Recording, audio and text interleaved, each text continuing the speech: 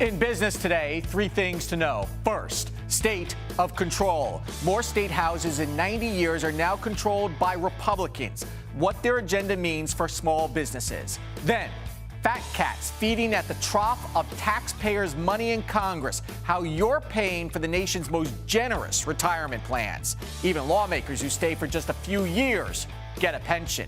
And Toy Story 2014. What's hot this year and the outlook for the toy industry. Arise Exchange starts now.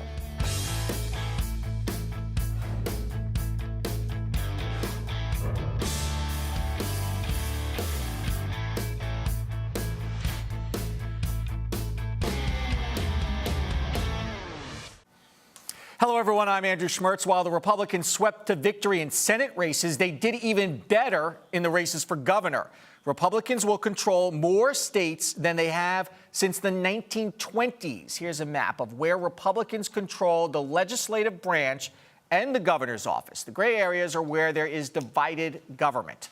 For small businesses, a lot of the action of what's good and bad for them happens on the state level, more so than on the national level. So what to expect on the impact on businesses? We turn now to Horace Cooper. He is Senior Fellow at the National Centers for Public Policy Research and, of course, an Arise News contributor. Good afternoon, Horace. We know we've been talking about this for some time, that really, when it comes to businesses, they are interested a lot more sometimes on what's going on in the state capitals. So what do you think the agenda is going to be for Republicans in the states? Well, first takeaway is the American Legislative Exchange Council, the conservative organization that helps state legislators develop public policy, and they work with businesses.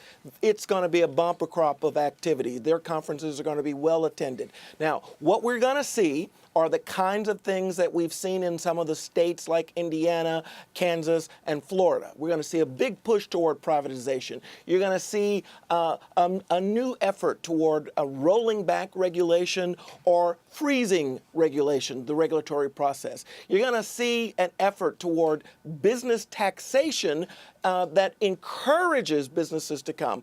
You saw the high-profile effort of Governor Perry to go to New York and California and other places and try to get businesses to come to his states, where you're going to see this kind of competition happening in a lot of places. Yeah, I wonder if this is going to put pressure on these so-called blue states, for example, New York, which was the target of Governor Perry's ads, of course, to attract more businesses there. If it's going to put more pressure on those states, because when you look at the map, this is pretty much a tidal wave of republicanism.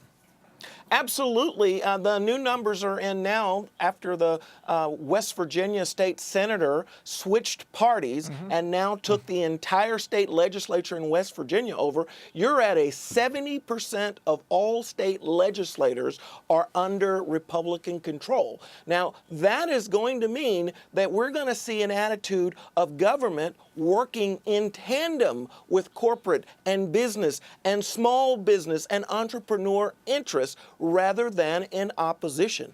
The kinds of things that the government had been doing at the state level that accommodated maybe the environmental groups or some of the other interest groups are not going to be the primary way the government operates. Texas is probably going to be one of the big models for a lot of how legislators are going to operate. You know, when we talk about the federal level, we talk about federal regulations a lot. Can you compare that to how the regulations on a state level are very important to businesses as well?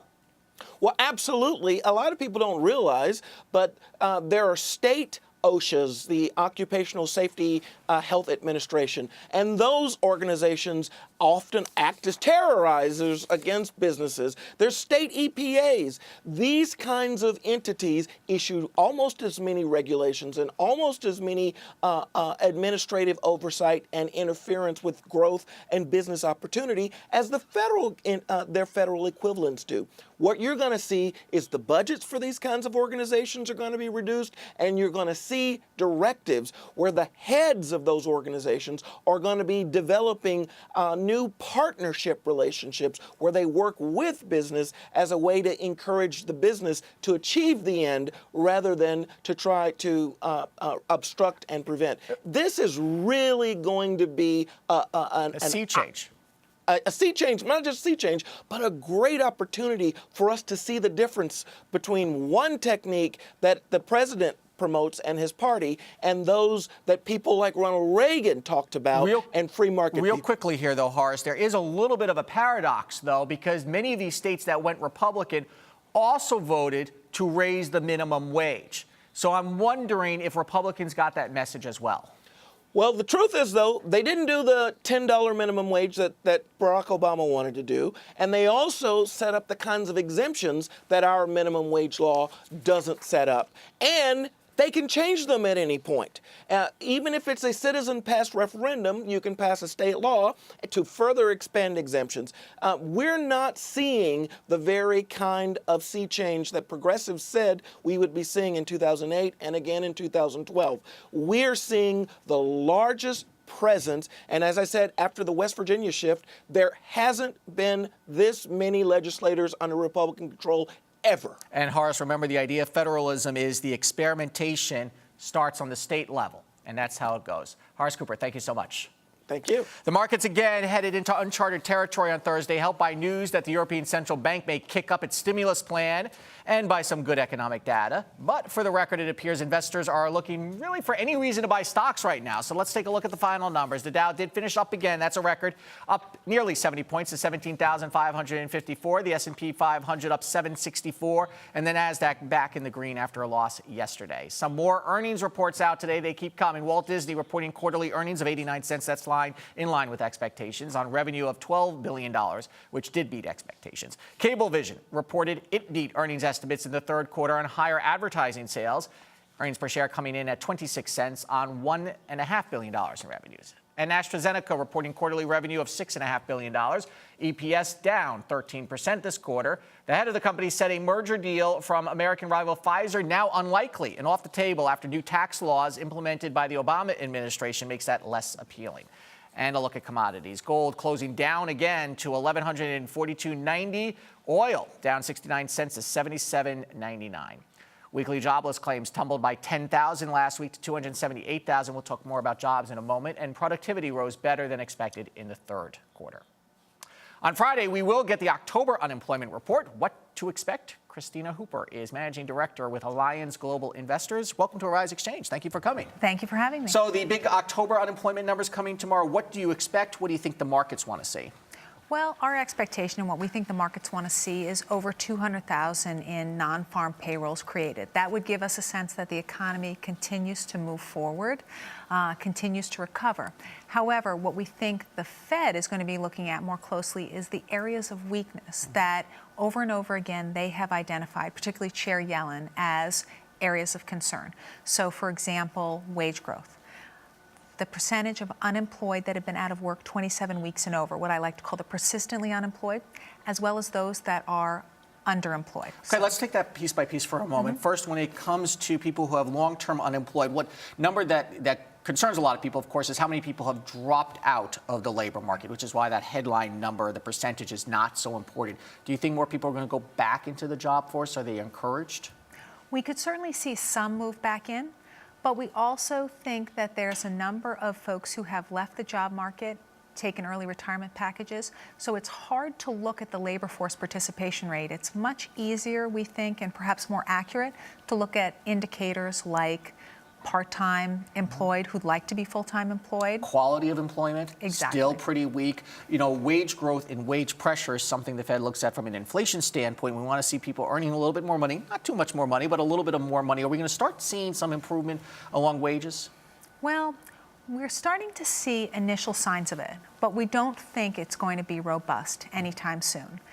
Now, interestingly, Chair Yellen has identified wage growth as a key precursor for actual inflation. But don't they keep moving the goalposts on this? You know, first they had a target number of, 5.5% unemployment. Then they said, forget the whole number. We're going to take that off the table. And now she's talking about wage pressure. It seems like they're trying to give themselves a lot of extra room there so as not to force their hand on raising interest rates. They didn't just move the goalposts, they changed the goalposts entirely. They moved the field. Because they're saying now they're looking at this 19-point labor market conditions index and actually looking more holistically at the economy.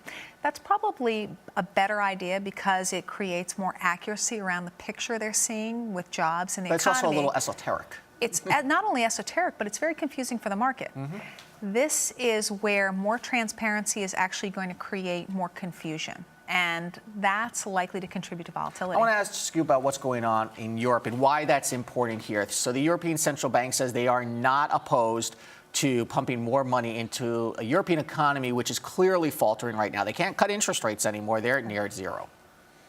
So what they're going to do is what we've been doing for years now and just ended, which is more asset purchases. And we expect that that's likely to occur in the near future. And why is that important to us? And how much will the Fed look at that when it comes to interest rates here? Well, what asset purchases do is really, it's a tool that is not necessarily a tool of last resort, but you're getting close to last resort when you need to use your balance sheet as a tool when you're a central bank. I mean, when you think about it, this is really uncharted territory. Up until the early 1990s, we hadn't seen usage of this tool, and then Japan used it, and then the global financial crisis hit, and so many developed nations were in such dire straits that they decided to invoke it. What it does do is, well, a few things, but one of the things is create a level of confidence, or at least that's the assumption on the part of central bankers. So we could see that working. Keep in mind, back in 2012, it was just Mario Draghi's words that created confidence. If we actually saw some asset purchases meaningful, back then, we could, yes, exactly. And today we could see some level of confidence created. We could see some level of encouragement to move out on the risk spectrum and start investing more in economies and getting things moving. But that's a big if. Kristina Hooper, thank you so much. Terrific. Hope Thank to have you you back on soon. Coming up, what's your pension plan? Because if you're in Congress, it's great. Horace Xchange continues after this.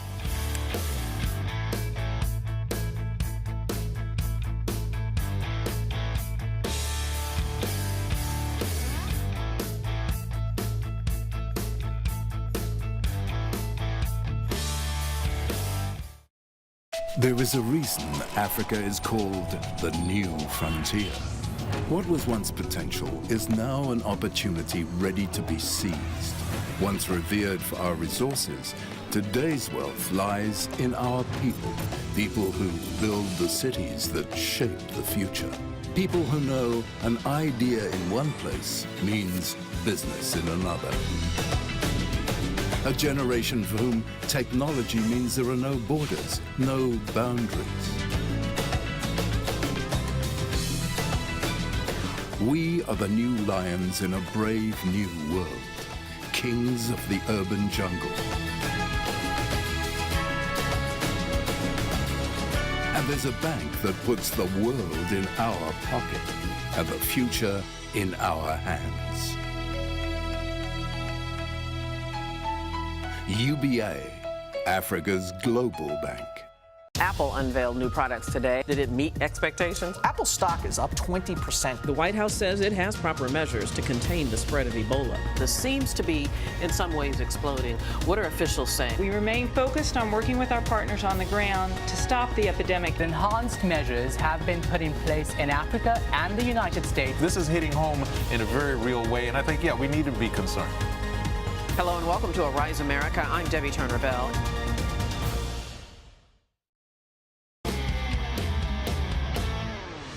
Welcome back to Horace Xchange. Imagine receiving a pension after just 5 years on the job.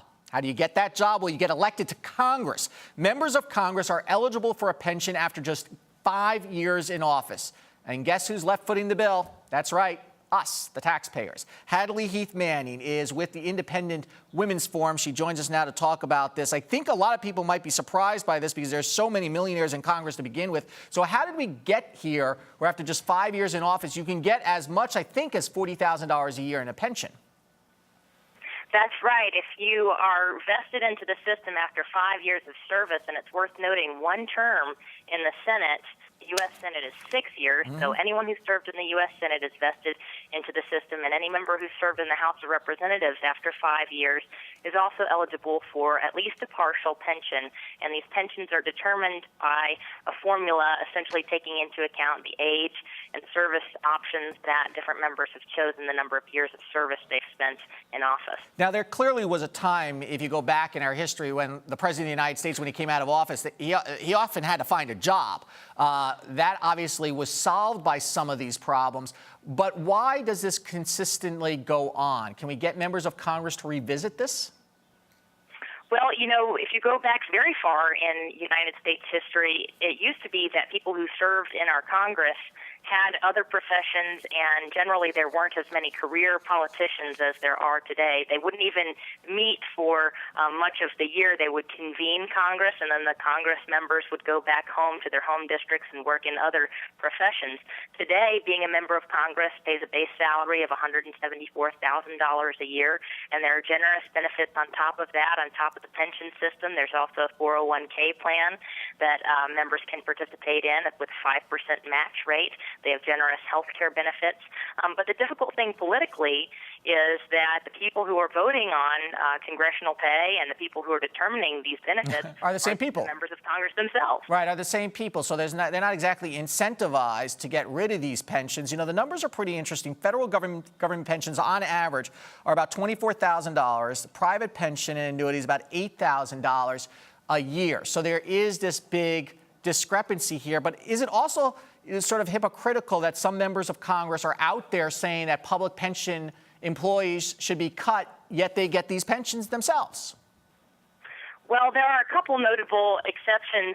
Interestingly, there have been at least a couple of members of Congress who have refused to participate in the pension system, Ron Paul being a notable example. He says it's immoral. But yes, politically, there are very difficult incentives facing lawmakers who want to reform pensions. We see this at the state level. Any governors or state-level lawmakers who want to reform pensions, this doesn't just impact their own pension, but it impacts government workers who are not lawmakers. So people maybe who work in the education system, people who work in fire departments or police departments. These are groups of workers who tend to pay very close attention to reforms in the law, and they are usually more likely to be unionized than private sector workers. So they're taking a lot of care to try to defend those pension systems against reform. But another political incentive at work here is how people turn over in the political career. So a governor or a lawmaker, member of Congress, can make promises about future benefits, future pensions, and when he or she is replaced, they are no longer in office to face the budgetary impact. Oh, that's right. Hadley, Heath-Manning from the Independent Women's Forum. Thank you so much. Thank you. Time now for our business ticker stories making headlines across the nation and the world. A buddy of Russian President Vladimir Putin is the target of a U.S. money laundering probe. U.S. prosecutors are reportedly looking into whether Russian billionaire Gennady Timchenko uses American banks to transfer funds linked to allegedly corrupt deals in Russia. Timchenko was among the first Russian businessmen the U.S. hit with sanctions after Russia annexed Crimea from Ukraine. Virgin Galactic will continue to work towards taking paying passengers to space after suffering a serious setback when its rocket-powered spaceship broke apart last week. CEO Richard Branson says that the space tourism company would test flights again next year. Virgin needs to first build a replacement spacecraft, however. Microsoft decides to stop charging fees for its mobile Office apps. With so many free or low-cost competitors available, Microsoft is allowing users mobile access to its suite of apps. Those include Word, Excel, and PowerPoint without having to pay an annual subscription fee. And do you need a therapist? Well, now there's an app that offers unlimited therapy via text messaging. Talkspace, as the app is called, offers 24/7 access to about 100 licensed professionals. So far, the text therapy service has 70,000 users. It costs $25 a week. Not a bad deal for unlimited therapy and perfect for us neurotic New Yorkers. Coming up, a Wall Street divorce involving drugs, orgies, and wife swapping to boot. How could that not be our favorite people of the day? That's next on our Rise Exchange.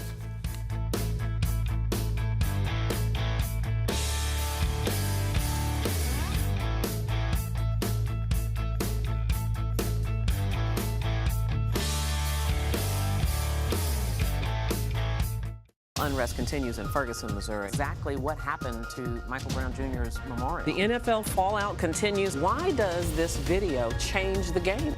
President Barack Obama met with congressional leaders today. He does not need congressional approval to carry out the strikes. The only language understood by killers like this is the language of force. Do I want to have a draft? No, because I don't want to have war. Hello and welcome to Arise America. I'm Debbie Turner-Bell. Last week on Arise Exchange, Janet Yellen and the Fed worked their formula for the economy. We're only about 2% below the highs for the Dow and the S&P. There are many interesting races for state governors, which could impact people and business far more. An upstate New York woman managed to get arrested twice on the same day for drunk driving while being dressed up as a zombie. For 2 arrests in 2 hours, dressed as a zombie, Catherine Butler is our favorite person. Watch this week for more Arise Exchange.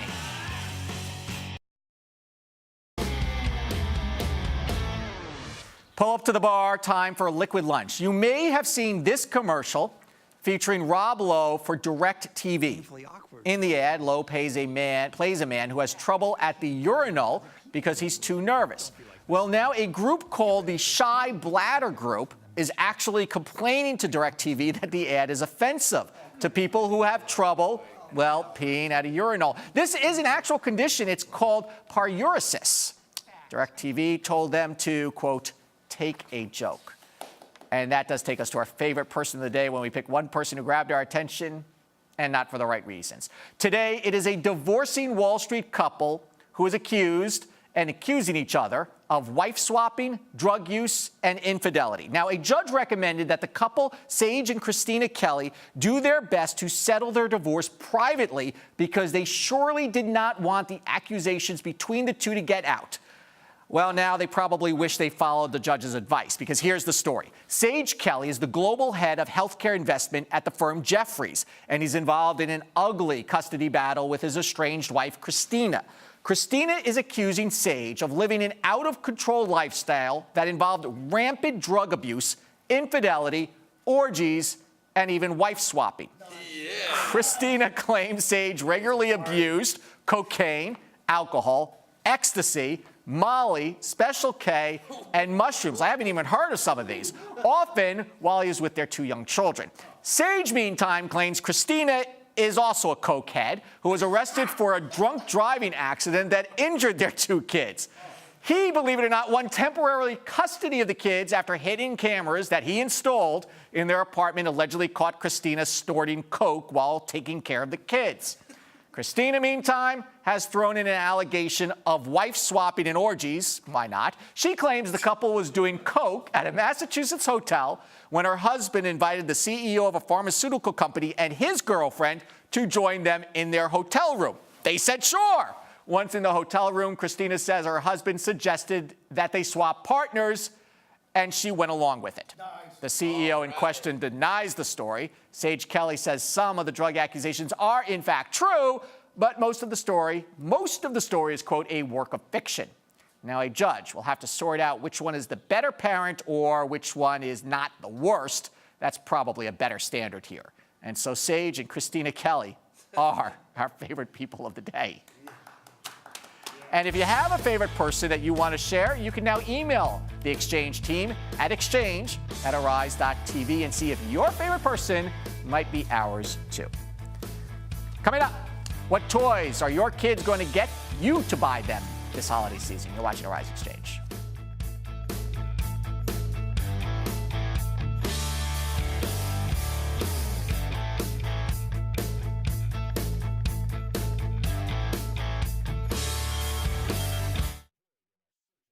Informative. The U.S. economy is on the right path, and the wizard of the Fed is leading the way. We started our companies originally to create something that made a positive difference. Compelling. I became very successful, not allowing myself to be average. Our favorite person of the day when we pick one person who grabbed our attention and not for the right reason. Yeah, he sort of lost all business. Investors came back from the long weekend tanned, rested, and ready to buy stocks. Entertaining money daily. Arise Exchange.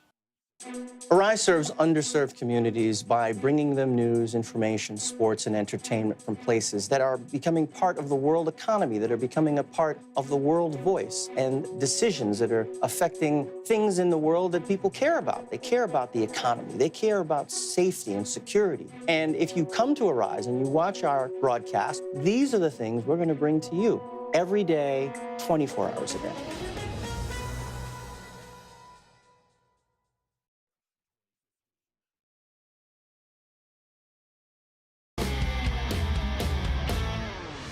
Yes, it's that time of year again. Countdown to the holiday shopping season, before Thanksgiving. And retailers are already rolling out the bag of tricks to get shoppers into the stores and online. Holiday sales are projected to top more than $986 billion in sales. And among the hot ticket items for sales, of course, are toys. Laurie Schacht is the CEO of Toy Book, and she will tell us what we can expect to see on the shelves this year. Laurie, welcome back to Arise Exchange. Thank you. I love coming here. I like this because you bring toys with us. I always bring and food, our favorite guest. I want first to ask about this Hall of Fame, the Toy Hall of Fame, because they made some inductees Yes, today. they did. They did. The Rubik's Cube. Yep. I had one, still hasn't figured out how to work. Oh, yeah, I know. Yeah, after you move it the first time, that's right, it's all over. Bubbles and the Green Army Men, which, Yep. of course, many people remember. How do you get into the Hall of Fame, and basically, what impact does that have on those toys and their toy makers? So it's interesting, and it's a very big deal for the companies that make it in. Anyone could nominate a toy, but it takes a lot to actually get there. So there were 12 finalists left. These are the 3 toys that made it. The final decision is made by a committee of 24 people, and they include toy experts, psychologists, historians, and there's. You should have a bunch of kids. Don't you think? A bunch of kids in some first grade well, classroom. Well, they get involved when we're getting toys on the shelves. But these toys need to be iconic. You look at the things that you're talking about, Bubbles since the 1700s, Rubik's Cube. Since and the 1700s. Yes, since the 1700s. The most simple of toy. And the interesting thing is the 3 things that are chosen are all low tech. It's all about iconic, longevity, discovery, that kids get into it, and the fact that kids can play with it forever. It's not a fad that goes away. I guess low tech does not go out of style, and that's the key. It does not. So what are some of the hot toys going to be this year, especially with the ongoing competition, of course, of video games? But physical toys are still doing well. And it's interesting. So one of the hottest things out this whole holiday season is everything Frozen. Everything Frozen is hot, hot, hot. Teenage Mutant Ninja Turtles right behind it. So, but when we talk about hot toys, I always say it's hot if it's right for your child. If your child doesn't love Elsa, and let it go. Do children drive the buying Depends on their age. Here? Depends on their age. For younger kids, for infants, babies, toddlers, parents are still totally in control. Once kids are older, they start picking up on trends and they will ask for things. But there are a couple of new trends that have come out this year. And talk about that. So one of the ones that I'm excited about is STEM. STEM, which is science, technology, engineering, and math. We're hearing about it a lot. Exactly. Core curriculum in school. But think about when you've taken classes and you've loved a subject because you had a fabulous teacher. Well, now it's the same with toys. When kids are getting basic skills from playing, it makes some intimidating subjects so much more approachable. So we have our gyroscope here. Kids can actually build How does this work? So 7 different models that kids can build. We'll see if we can get him going and do a little tightrope walk. They build it. There's a gyroscope in it. They can build 7 different models. And 7 different models from one package. From one package. They could take this apart and build it a different way. So if you want to hold this really, really tight. Okay. Okay. And let's see. So you need somebody to do this with. Yep, you can't do this alone. Let's see if we can get him to balance, if he's going enough yet. Whoop. Okay. We're One more time. failing the STEM test. Yes, STEM test. But it's all about the kids putting these together and understanding basic science concepts. And is that seem? Okay, I can't get him on. We'll practice after the show. is that really helpful to the kids? Are the schools trying to drive them to some toys that are more educational? Schools are actually using a lot of these items right in the classroom. There's a company called Goldilocks, and it's all about engineering for girls. So it's about using blueprints and kids building. It's just those basic doing it first, and then they can bring it into the classroom, and then hopefully into real life. So what does the toy market look like right now? A lot of toys more online. Are people going to the stores? People still going to Toys R Us? Yes, they are. So it's a little bit of everything. Obviously, there's a lot of online shopping. It's a $22 billion market. Over the last decade, it's kind of looked like that for the most part. A little bit up, a little bit down. It's an optimistic holiday season we're going into. I think that toy manufacturers and retailers are expecting a nice bump. Not huge, but nice. And everyone is doing everything they can to bring consumers into the stores, online and in the regular store. Okay, Laurie Schacht, we're going to have you back on a few times between now and Christmas, I'm sure. Thank you for coming. Thank you. And tomorrow on Arise Exchange, we'll look at the granddaddy of all economic indicators, the U.S. jobs report. Let's take a look at the numbers once again. or no numbers, I'm being told. The Dow did finish the day. At record highs at 17,554. The S&P 500, the Nasdaq in the green as well. That's a Rise Exchange. Hey, any show where we can have toys and talk about wife swapping on the same program, that's pretty good. I'm Andrew Schmertz. Thanks for watching.